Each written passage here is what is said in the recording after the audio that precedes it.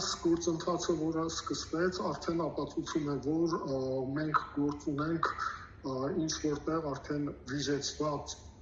բանակցային գործընթացի հետ, որը դադարել է եւ պատերազմը տեղափոխվել է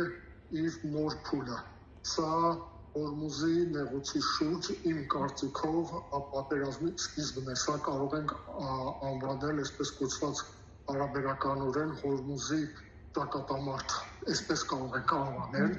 դա երբ Իրանը փորձում է պահպանել իր դիրքերը, իր ռազմավարական առավելությունը, իր ամբողջական վերահսկողությունը Հորմուզի նեղուցի վրա եւ Միացյալ Նահանգները մյուս կողմից փորձում է փոխել խաղի կանոնը եւ խաղի ընթացքը։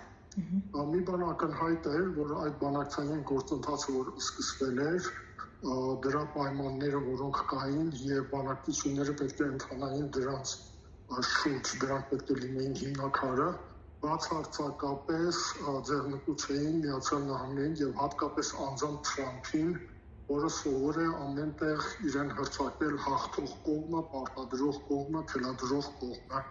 Սա ինչ-որ ձևով արդեն միջազգային փորձագետներն էին, ընդ որում թե արևմտյան, թե նաև ամերիկացի փորձագետներ, ընդդում էին, որ սա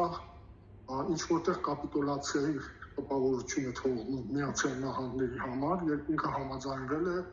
Իրանի բոլոր պայմանների այսպես կոչված շուրջ նստել բանակցությունների։ Ես կասկած չունեի, որ հաշվի առնելով Միացյալ Նահանգների վարչակազմի դիրքորոշումը, հաշվի առնելով Թրամփի գործելաոճը, նրանք ինչ-որտեղ խախտելու են այս բանակցային գործընթացը եւս։ Եվ դա տեղի է ունենում հիմա, չկա որևէ բանակցային գործընթաց, դադարեցվել է եւ մենք գործ ունենք այսպես կոչված պատերազմական գործողությունների վերսկսման հետ, որի էպիկենտրոնը Հորմուզի նեղուցն է, իրանական կղզիներն են, Իրանի ափամերձ հարավային գոտին։